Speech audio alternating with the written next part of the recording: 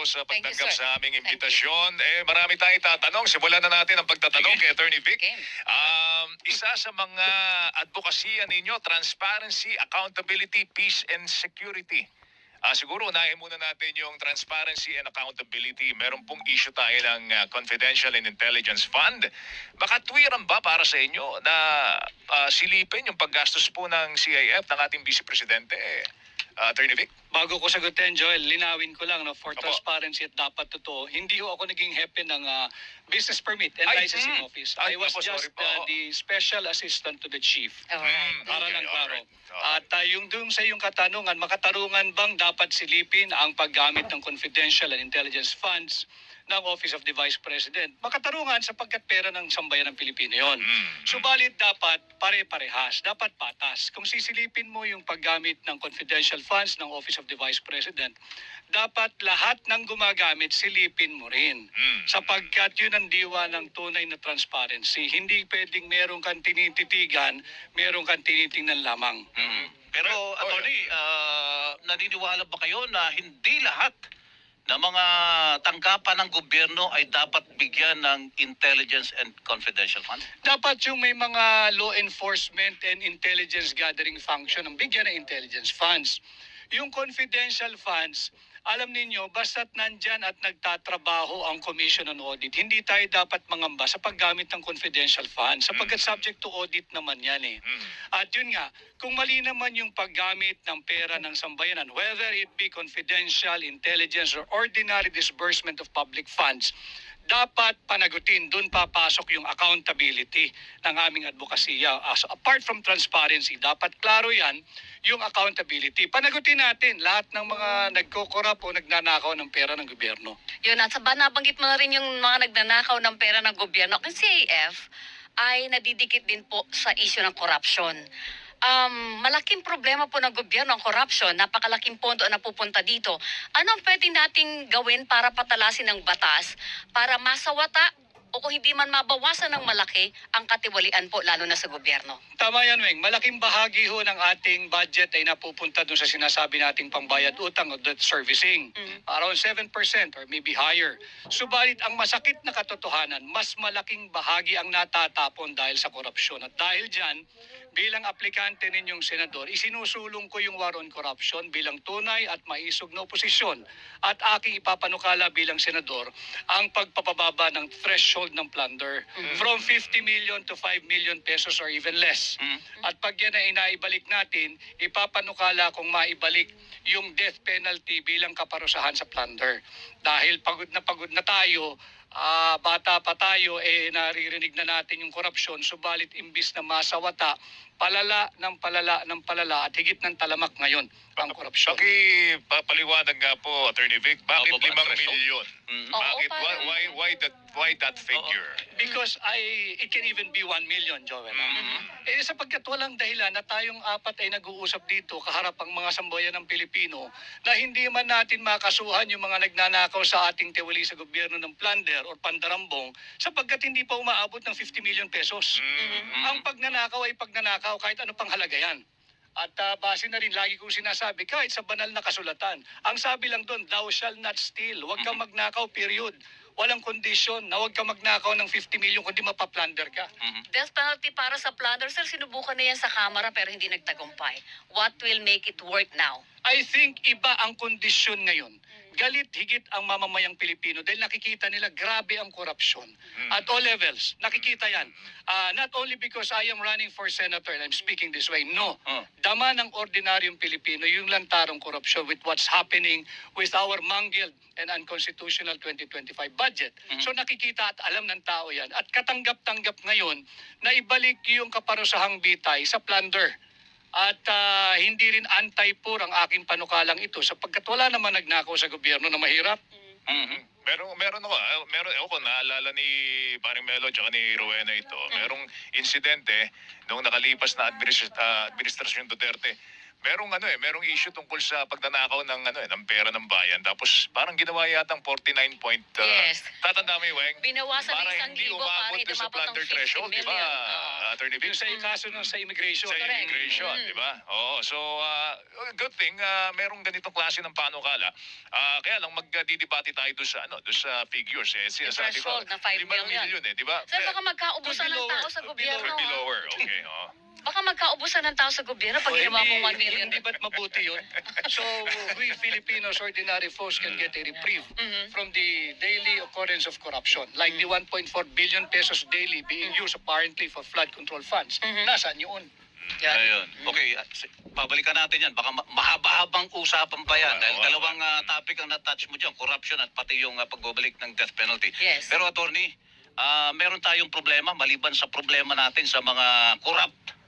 Merong nanliligalig sa atin eh. Hindi naman Pilipino ito eh.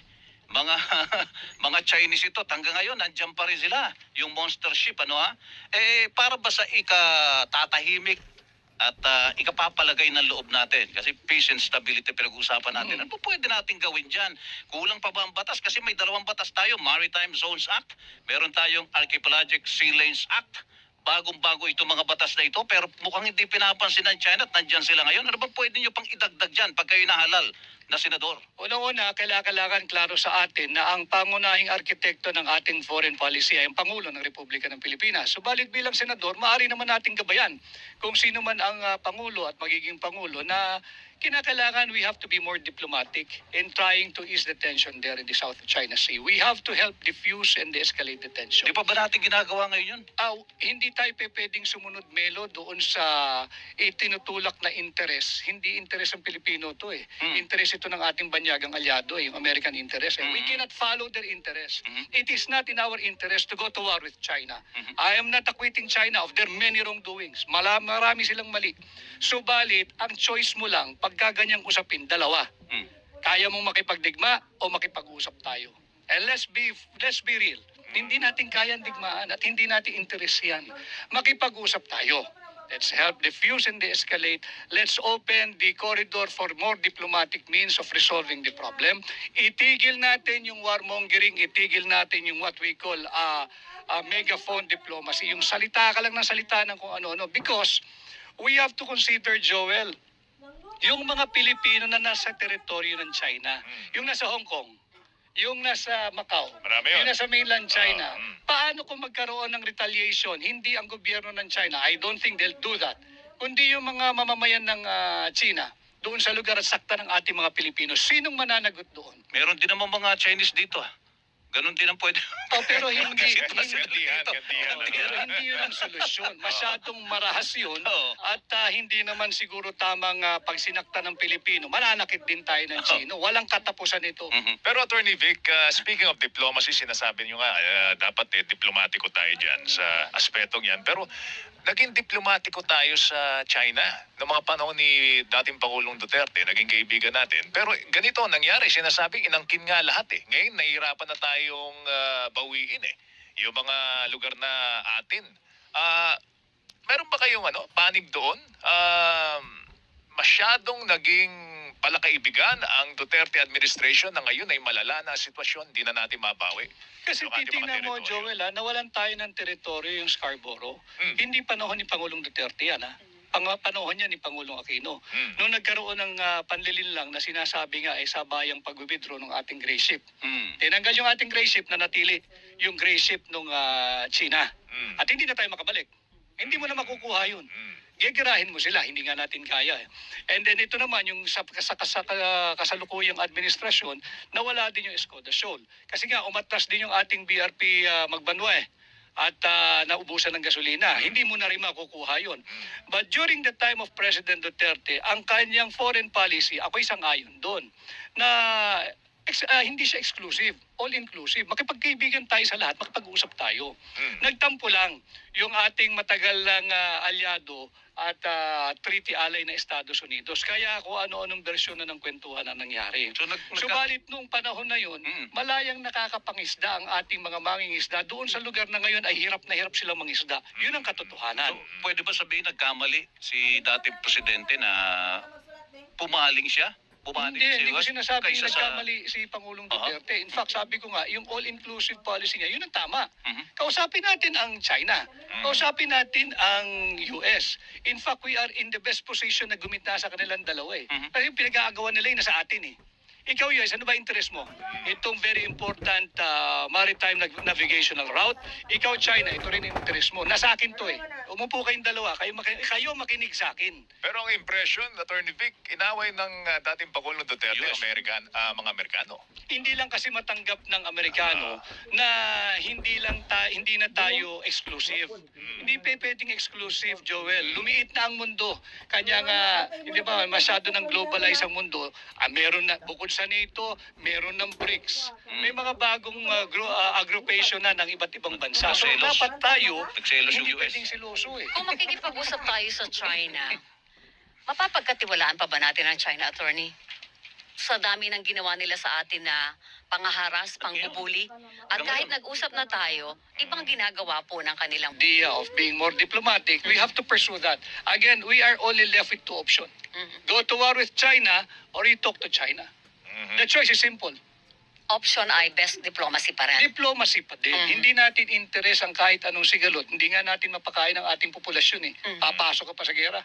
Ang problema doon, paano natin sila mapapaniwala at makukuha ang loob nila kasi masyadong maliit ang leverage natin bilang mahirap na bansa. Subukan natin balikan yung mga nakaraan. Bilateral ang usapan. Ayaw nila nung dinadala sila sa arbitration eh. Kinakailangan iniintindi mo rin yung psyche nung kausap mo, nung ngayong adversary. Mag-usap kayo na kayong dalawa lang. Ayaw nilang may nagmi-mediate, na yung nagmi-mediate, kargado naman ang kanyang interes. Alright. So makipag-usap tayo, diplomatiko, bilateral. Okay, Alright. isang issue. Ayan. Attorney, ito talaga kailangan sagutin mo to at bigyan mo kami ng kung anong plano mo dito. Kakarampot na lang daw po ang halaga ng piso ngayon ng mga Pinoy dahil sa sobrang taas ng inflation. Ibig sabihin, mahal ang bilihin, mahal ang serbisyo. May tataas Meron. yan, sardinas, gata, Correct. saka 60 plus Ngayon, na mga produkto BTR. magtataas na May naman ang balita presyo. tayong natanggap, 78 centavos na lang halaga ng piso sa... Sa Puerto Princesa yan. Ganun naman. na kaliit ang halaga ng Pilipinas pa piso yun, ah. natin. Pilipinas pa yan. Ikaw naman, oh. Ngayon unahin natin ang presyo ng bigas, attorney. Di China yun, ha? Di China, Bago ha? amend, Ah. nakaka-amenda lang ng rice tarification law. Ang hope dyan, mapapababa ang presyo. Nung unang batisin na batas yan, nabigo po yung batas para gawin ito. Ano pang pwedeng gawin? Para talaga nyo lahat ng mga hakbang ng gobyerno, mapapakinabangan na ng mga mahihirap na Pilipino. Kasi parang ngayon, puro boka lang. Simulan natin sa gobyerno. Unang-una, yung ating budget simulan natin dahil yung budget natin ay hindi developmental, inflationary. Alam niyo, we cannot spend more than what we have. We cannot spend more than what we earn. Dapat matuto ang gobyerno, itong administrasyon ni Bongbong Marcos, yung tinatawag nating austerity, yung fiscal discipline, Pagtitipid. yung belt tightening. Pagtitipid. Hindi tayo pwedeng utang ng utang. Anong punto ko? For this year, ang ating budget ay 6.32 trillion pesos. Ang ating koleksyon ay around 4.5, 4.6 trillion. May uutangin ka. Sigurado yun. Bago matapos ang taong ito, Joel, ang ating pagkakautang sa ngayon, habang ako'y nagpapasuri sa inyo, ay 17 trillion pesos. Dahil may shortfall na 1.7 trillion more or less for 2025. Bago matapos ang 2025, magiging 19 trillion pesos ang utang ng Pilipino. Ito ngayon na masaklap. For 2026, ang panukalang budget, higit na malaki. 6.8 trillion. So mangungutang na naman tayo. Hindi tayo pwedeng gagastos ng higit sa ating kinikita. Inflationary yung budget. Paano natin malabanan ang inflation? Simulan natin sa gobyerno. Fiscal discipline, austerity, belt tightening. Tanggalin muna yung mga unprogrammed appropriation. Tanggalin muna yung walang katapusang ayuda. Yung ayuda na unconditional cash transfer ha. Hindi yung conditional cash transfer. Iba yun. Yung 4-piece, iba yun. Itong ayuda na dulot ng AKAP at AIX. Tigilan muna yan. Wala ka ngang pera eh. Bakit ka mamimigay ng pera para lang sa kapakanan ng mga politiko? So, linawin ko lang, ha? Sinasabi mo, ito kinikita natin, ito koleksyon natin, ito lang ang gagastusin natin. Tama. Hindi tayo uutang. Huwag tayong Utang tayo, hindi maiiwasan, Joel. Pero yung public investment natin, ilagay naman natin sa tama. Yung magbebenepisyo yung Pilipino. Hindi naman yung ayuda na gamit lamang pamumulitika. Walang proven societal benefit ang ayuda na dala ng AIC sa takap. Teka. Walang isa man na tumanggap niyan ang kayang humarap sa inyo at sabihin, bumuti at umunlad ang kanyang buhay at pamilya dahil sa akap at ayuda. Meron daw gumraduate Ay, sa For 4 piece. peace, Ay, for yes, peace. for peace, yes. Oh, teka, balikan Yung natin. conditional cash transfer yun. Yung tanong mo, Weng, paano bababa ang Ang presyo bigas. ng bigas? Saka ibang Babalik piliin. na tayo sa budget. Oo. Diba? Gastusin natin ang tama yung budget. Tanggalin mo yung, yung binubuhos mo, yung sinasayang nila sa ayuda, ibuhos mo sa agrikultura. At ang dami nating magagawa, kagaya na lamang yung ating milk production. Alam ba ninyo na for the past 34 years, with the creation of the Philippine Carabao Center, bilyong-bilyong piso na ang nabuhos dyan. And yet, ang ating annual dairy production is only 1% of our annual dairy needs. Saan napupunta yung bilyong-bilyong piso? Yung 99% na kinakailangan nating gatas, imported yun. Yan, nagugulat pa tayo, may inflation. Nasaan yung bilyong-bilyong pisong dumadaan doon? So palakasin natin yung agrikultura. Pag sinabi nating agrikultura, hindi lang naman pagsasaka yan eh. Nandyan nga yung dairy milk production. Nandyan din yung pangingisda. Malawak ang agrikultura, yung livestock natin. Tsaka kaya na may baba. Ngayon nga, di ba, balak